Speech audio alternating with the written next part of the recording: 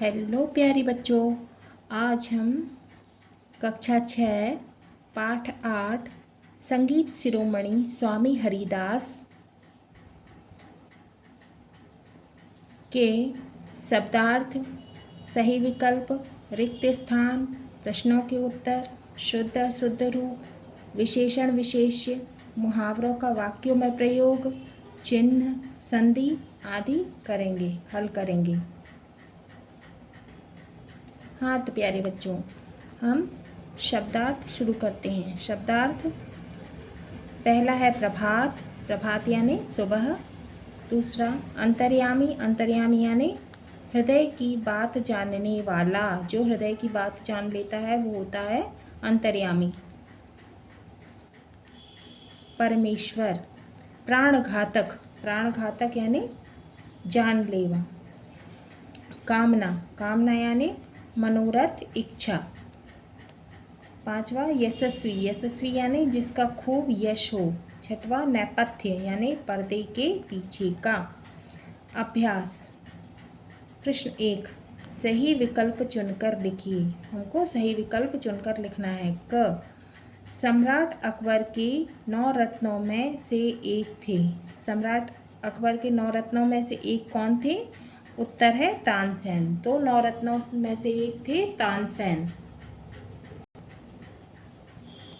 खा, दीपक को प्रज्वलित करने वाला राग है जिससे दीपक प्रज्वलित हो जाते थे, वो राग था। उत्तर है दीपक राग। जिसको गाकर दीपक प्रज्वलित हो जाते थे वो राग था दीपक राग। प्रश्न 2, रिक्त स्थानों की पूर्ति कीजिए। तो हमें रिक्त स्थानों की पूर्ति करना है। क, तानसेन के गुरु का नाम स्वामी, खालिस्तान में आएगा स्वामी हरिदास था। तो तानसेन जी जो थे उनके गुरु का नाम था स्वामी हरिदास। ख, अकबर ने स्वामी हरिदास को, खालिस्तान में आएगा संगीत शिरोमणि की उपाधि प्रदान की थी। किसको प्रदान की थी? संगीत शिरोमणि की उपाधि अकबर ने स्वामी हरिदास को। ग, रूपा ने मेघ मल्हार गाकर तानसेन के प्राणों की रक्षा की। तो खालिस्तान में आएगा रूपा ने मेघ मल्हार। तो रूपा ने मेघ मल्हार गाकर तानसेन के प्राणों की रक्षा की। तो तानसेन ने जो है दीपक राग गाया था, तो उनके प्राणों की रक्षा रूपा ने मेघ मल्हार गाकर की थी। घ, गुरुजी राजमहल में संगीत कभी नहीं सुना सकते। तो गुरुजी खालिस्तान में आएगा राजमहल में संगीत कभी नहीं सुना सकते।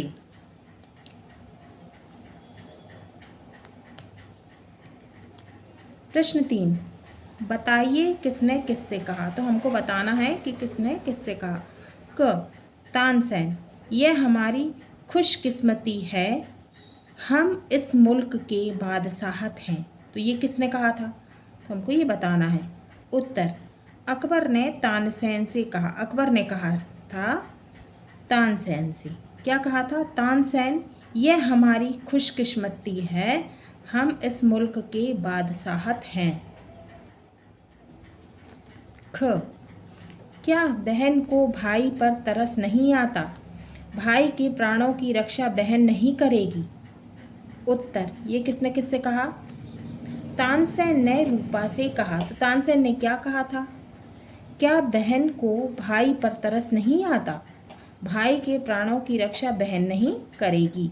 ग, तानसेन, राजमहल का सम्मान और नवरत्नों में स्थान मिल जाना सदा सुखकारी नहीं होता। ये किसने किससे कहा? तो ये स्वामी हरिदास ने तानसेन से कहा था। प्रश्न 4, 4 से 5 वाक्यों में उत्तर दीजिए। तो हमको 4 से 5 वाक्यों में उत्तर देना है। प्रश्न का, सम्राट अकबर किस पवित्र जमीन को सलाम करते हैं और क्यों? तो सम्राट अकबर जो थे वो किस पवित्र जमीन को सलाम करते हैं और क्यों करते थे? तो उत्तर है, सम्राट अकबर हिंदुस्तान की पवित्र ज़मीन को इसलिए सलाम करते हैं क्योंकि यह ज़मीन संगीत, नृत्य और ज्ञान का भरपूर खजाना है। तो जो हिंदुस्तान है वो कैसा है? संगीत, नृत्य और ज्ञान का भरपूर खजाना है। तो यहाँ पे संगीत, नृत्य और ज्ञान का भरपूर भंडार है, इसीलिए सम्राट अकबर हिंदुस्तान की पवित्र जमीन को सलाम करते हैं। प्रश्न ख, दीपक राग प्राणों को संकट में डाल सकता है, कारण बताइए। तो हमें ये बताना है कि दीपक राग कैसे प्राणों को संकट में डाल सकता है। उत्तर, दीपक राग से गायक के तन में गर्मी बहुत अधिक बढ़ जाती है। यह राग गायक के प्राणों को संकट में डाल सकता है। इस राग को मल्हार राग का प्रबंध किए बिना नहीं सुनाया जा सकता। यह गायक को भस्म भी कर सकता है, मतलब कि दीपक राग को शांत करने के लिए मेघ मल्हार गाया जाता था, नहीं तो ये गायक को भस्म भी कर सकता है। ग, स्वामी हरिदास संगीत की शिक्षा को समाज क्यों कहते थे। उत्तर, स्वामी हरिदास संगीत की शिक्षा को समाज इसलिए कहते थे कि समाज से जोड़ा जाता है। तो संगीत किससे जोड़ा जाता है? समाज से। संगीत समाज को जोड़ता है। संगीत में ऐसी मिठास होती है, ऐसा असर होता है जो समाज को बांधकर रखने का काम करता है। घ, दीपक राग सुनने के पीछे सम्राट का क्या भाव था, स्पष्ट कीजिए। तो हमें ये स्पष्ट करना है कि दीपक राग सुनने के पीछे सम्राट का क्या भाव था। उत्तर, दीपक राग सुनने के पीछे सम्राट का यह भाव था, सम्राट ये सोचते थे, यह उनका भाव था कि उन्हें स्वामी हरिदास से मेघ मल्हार सुनने को मिलेगा। तो वो क्या सोचते थे कि स्वामी हरिदास जो हैं वो मेघ मल्हार गाएंगे। अगला प्रश्न, तानसेन और स्वामी हरिदास के गायन में मुख्य अंतर क्या था। तो तानसेन जो संगीत गाते थे और स्वामी हरिदास जो संगीत गाते थे, गायन, उसमें क्या अंतर था, तो हमें ये बताना है। उत्तर, तानसेन और स्वामी हरिदास के गायन में मुख्य अंतर यह था कि तानसेन का गायन राज दरबार और आम जनता के लिए था। तो तानसेन का जो गायन था वो राज दरबार के लिए और जनता के लिए था, जबकि स्वामी हरिदास का गायन भगवान श्री कृष्ण को समर्पित था। तो भगवान श्री कृष्ण को हरिदास जी का गायन समर्पित था, वो उनके भक्त थे। प्रश्न 5, सोचिए और बताइए। प्रश्न का, तानसेन ने अपने गुरु को अंतर्यामी क्यों कहा। तो हमें ये बताना है कि तानसेन ने अपने गुरु को अंतर्यामी क्यों कहा। उत्तर, तानसेन ने अपने गुरु को अंतर्यामी इसलिए कहा कि वे अपने शिष्य के मन की बातों को जानते हैं। तो तानसेन ने अपने गुरु को अंतर्यामी इसलिए कहा कि उनके जो गुरु थे वो अपने शिष्य के मन की बात जानते थे। वे जानते हैं कि तानसेन उदास क्यों हैं और उनका चेहरा उतरा हुआ क्यों है। वे ये जानते थे कि तानसेन का चेहरा क्यों उतरा हुआ है।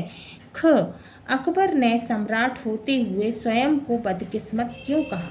तो हमें ये बताना है कि अकबर सम्राट थे लेकिन फिर भी अपने आप को बदकिस्मत उन्होंने क्यों कहा। उत्तर, अकबर ने सम्राट होते हुए स्वयं को बदकिस्मत इसीलिए कहा है कि उन्हें स्वामी हरिदास से मेघ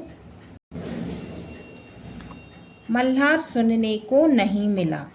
उन्होंने अकबर की प्रार्थना को अस्वीकार कर दिया। तो स्वामी हरिदास ने मेघ मल्हार नहीं गाया, उन्होंने अकबर की प्रार्थना को अस्वीकार कर दिया, क्योंकि वो तो सिर्फ कृष्ण भगवान के ही प्रति उनका गायन समर्पित था।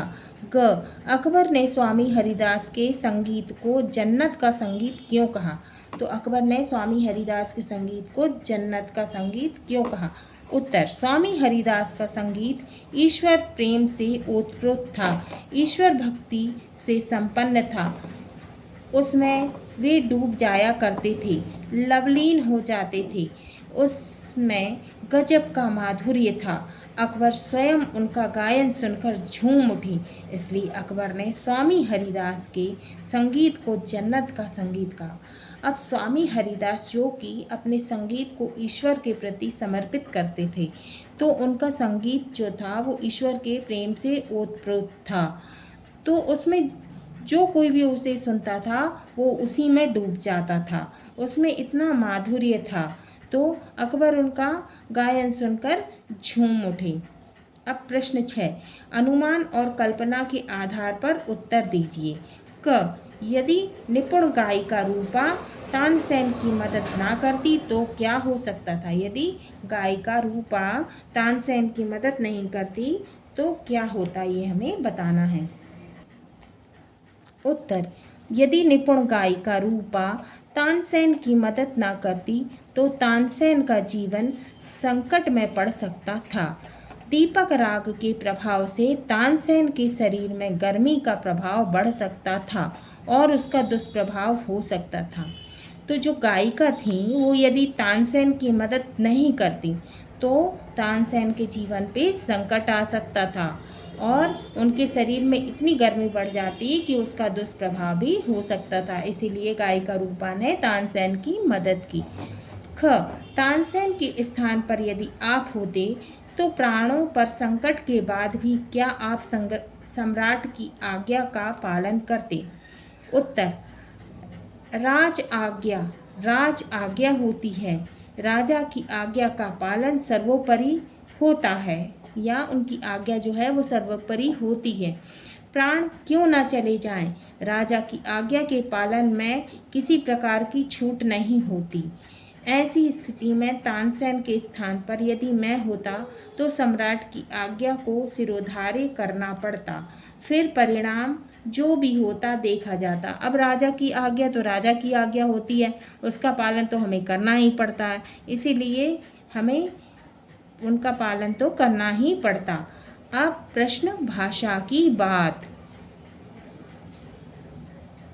दृश्य, यशस्वी, वृंदावन, भैरवी और सिद्धि। प्रश्न 2, निम्नलिखित शब्दों के शुद्ध रूप लिखिए। हमें शुद्ध रूप लिखना है। क्या लिखा? अंतर्यामी, निमंत्रण, प्रतीक्षा, समान। ये अशुद्ध रूप दिए हैं, इनका हमें शुद्ध रूप लिखना है। तो अंतर्यामी का लिखना है अंतर्यामी। दूसरा, निमंत्रण, इसका है नाद आएगा, त्रिशूल का और निमंत्रण। प्रतीक्षा, प्रतीकाधा है और छा ये अशुद्ध रूप है, इसका शुद्ध रूप करेंगे। ता में बड़ी की मात्रा तीक, छतरी का, उसमें आ की मात्रा प्रतीक्षा। सम्मान, तो क्या लिखेंगे? माधमा, माँ में आ की मात्रा माँ और न, सम्मान। प्रश्न 3, दिए गए शब्दों में से विशेषण और विशेष्य तालिका में लिखिए। तो हमें विशेषण और विशेष्य लिखना है। निपुण, राधिका ये शब्द है, तो निपुण क्या है? निपुण जो है वो कौन है? राधिका है। राधिका निपुण है, तो इसमें विशेषण क्या है? निपुण।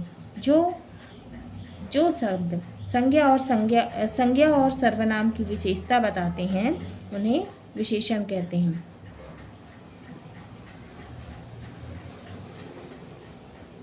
विशेष्य क्या है? राधिका। राधिका विशेष्य है। अच्छा भाग्य, इसमें विशेषण क्या है? अच्छा है, और विशेष्य क्या है? भाग्य है। सम्राट अकबर, सम्राट अकबर में सम्राट विशेषण है और विशेष्य अकबर है। नवरत्न, नवरत्न में विशेषण नव है और रत्न विशेष्य है। अब ये क्या है? राधिका है। ये किस में निपुण है? लिखने में। तो राधिका क्या है? विशेष्य है और निपुण विशेषण। सम्राट, सम्राट क्या है? विशेष्य। सम्राट अकबर जो है वो विशेष्य हैं और सम्राट जो है अकबर जो है वो विशेष्य है और सम्राट विशेषण है। रत्न, रत्न जो है वो विशेष्य है और नव जो है वो विशेषण है। विशेषण, जो शब्द संज्ञा या सर्वनाम की विशेषता बताते हैं विशेषण कहलाते हैं। अब प्रश्न, उपसर्ग लगाकर नए शब्द बनाइए। तो हमें उपसर्ग लगाना है। पहला है स्थित, स्थित। अब उपसर्ग लगेगा उप क्या है? उपसर्ग है। उपस्थित, स्थित के पहले उप लग जाएगा तो हो जाएगा उपस्थित। दूसरा है करण, करण। उपकरण, करण के आगे उप लग जाएगा तो हो जाएगा उपकरण। तीसरा है लब्ध, लब्ध के आगे उप लग जाएगा तो हो जाएगा उपलब्ध। ये उपसर्ग है। न्यास, न्यास के आगे उप लग जाएगा तो क्या हो जाएगा? उपन्यास। वास, वास के आगे उप लग जाएगा तो हो जाएगा उपवास। प्रश्न 5, निम्नलिखित शब्दों का वाक्यों में प्रयोग करें। उत्तर, संगीत, विधाता, दीवाना, प्रभात। संगीत, संगीत का अर्थ है मधुर ध्वनियों या स्वरों का कुछ विशिष्ट गाना। संगीत। अब वाक्यों में प्रयोग हुआ है। तानसेन महान संगीतकार थे। विधाता, विधाता का अर्थ होता है ईश्वर। विधाता, सभी को विधाता ने बनाया है, ये वाक्य है। दीवाना, बावला या किसी भी चीज़ पर लगाव रखने वाला, ये होता है दीवाना। दीवाना का वाक्य है तानसेन का संगीत सुनकर सभी दीवाने हो जाते थे। प्रभात, प्रभात का मतलब होता है सुबह। प्रभात वाक्य है प्रातः, प्रातः उठना अच्छा रहता है। विराम का अर्थ रुकना या विश्राम करना। सामान्यतः बातचीत करते समय सांस लेने अथवा कथन पर बल देने के लिए रुकना पड़ता है। रुकने की प्रक्रिया का नाम ही विराम है। इसमें जो चिन्ह लगाए जाते हैं विराम चिन्ह कहलाते हैं। जैसे पहला है पूर्ण विराम। कथन के पूर्ण होने पर इस चिन्ह का प्रयोग किया जाता है। दूसरा है अल्प विराम। इस चिन्ह का प्रयोग वाक्य के बीच में आवश्यकतानुसार होता है। तीसरा है अर्ध विराम। यहाँ अल्प विराम से कुछ अधिक समय के लिए रुका जाता है। यहाँ अर्ध विराम का प्रयोग होता है। जैसे शाला की घंटी बजी, बच्चे भागने लगे। ये चिन्ह दिए हुए हैं प्रश्नवाचक चिन्ह और अन्य चिन्ह। चिन्ह, प्रश्नवाचक चिन्ह ये है प्रश्नात्मक वाक्यों अथवा प्रश्नवाचक शब्दों के आने पर प्रश्नवाचक चिन्ह का प्रयोग होता है। जैसे आपका क्या नाम है? प्रश्नवाचक। वह कहाँ जा रहे हैं? प्रश्नवाचक। अब विस्मय सूचक चिन्ह, ये विस्मय सूचक चिन्ह है। प्रायः घृणा, आश्चर्य, प्रसन्नता आदि भावों को प्रकट करने के लिए विस्मय सूचक चिन्ह का प्रयोग किया जाता है। प्रायः घृणा, आश्चर्य, प्रसन्नता आदि भावों को प्रकट करने के लिए विस्मय सूचक चिन्ह का प्रयोग किया जाता है। योजक चिन्ह, दो शब्दों के बीच में जो ये छोटी सी डंडी लगी रहती है इसे योजक चिन्ह कहा जाता है। यह चिन्ह दो शब्दों के बीच पुनरुक्त शब्दों अथवा अन्य शब्दों के स्थान पर लगाया जाता है। हंसपद या त्रुटि सूचक चिन्ह,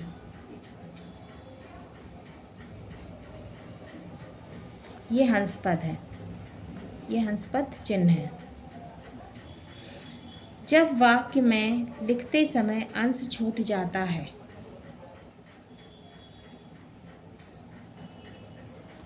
तब हंस पद का प्रयोग करके छूटी हुई बात ऊपर लिख देते हैं। जैसे नेहरू जी गुलाब के फूल को पसंद करते थे, तो ये लगा दिया करते थे।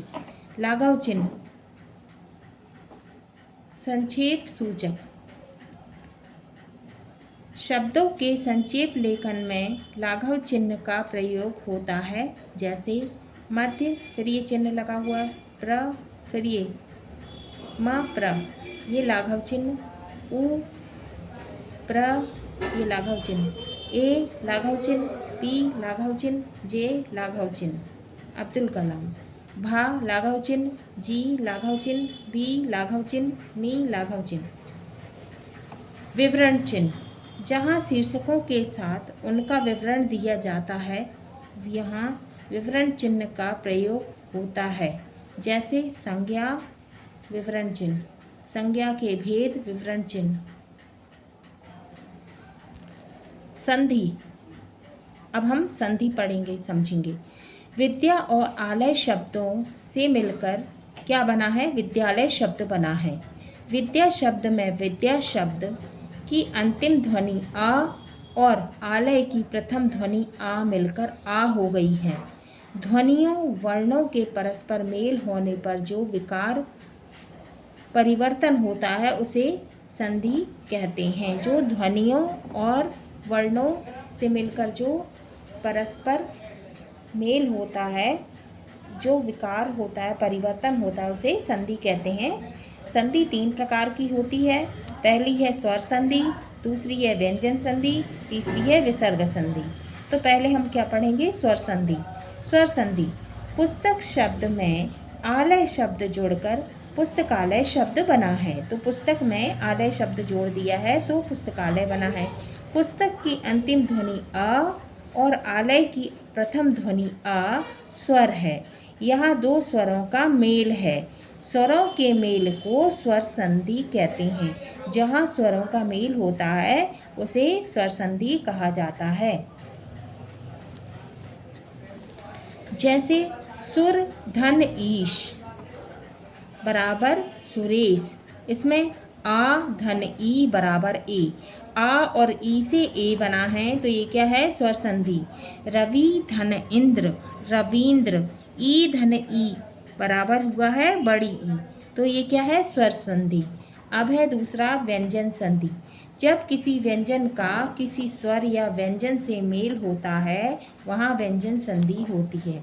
मतलब कि जहाँ किसी व्यंजन का किसी स्वर से या व्यंजन का व्यंजन से मेल होता है तो उसे व्यंजन संधि कहते हैं। जैसे जगत धन ईश बराबर जगदीश, इसमें ता व्यंजन का ई स्वर से मेल है, ये ता का ई से मेल है तो क्या हो गया? जगदीश। तो ये क्या हो गई? व्यंजन संधि। जगत धननाथ, जगत धन नाथ, तो ता व्यंजन का ना व्यंजन से मेल हुआ है। ता व्यंजन का ना व्यंजन से मेल हुआ है तो क्या हो गया है? जगन्नाथ। ये क्या है? व्यंजन संधि। तीसरा है विसर्ग संधि। निह में आशा शब्द जुड़कर निराशा शब्द बना है।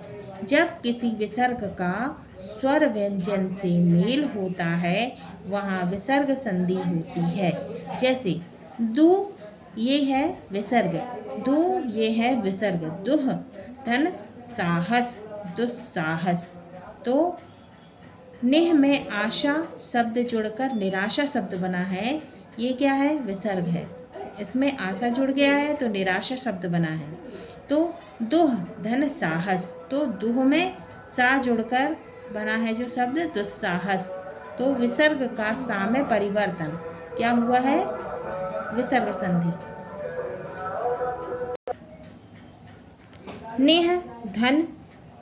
नेह धन विकार निर्विकार, तो विसर्ग का रा में परिवर्तन हुआ, विसर्ग का रा में परिवर्तन हुआ है तो ये क्या हो गया है?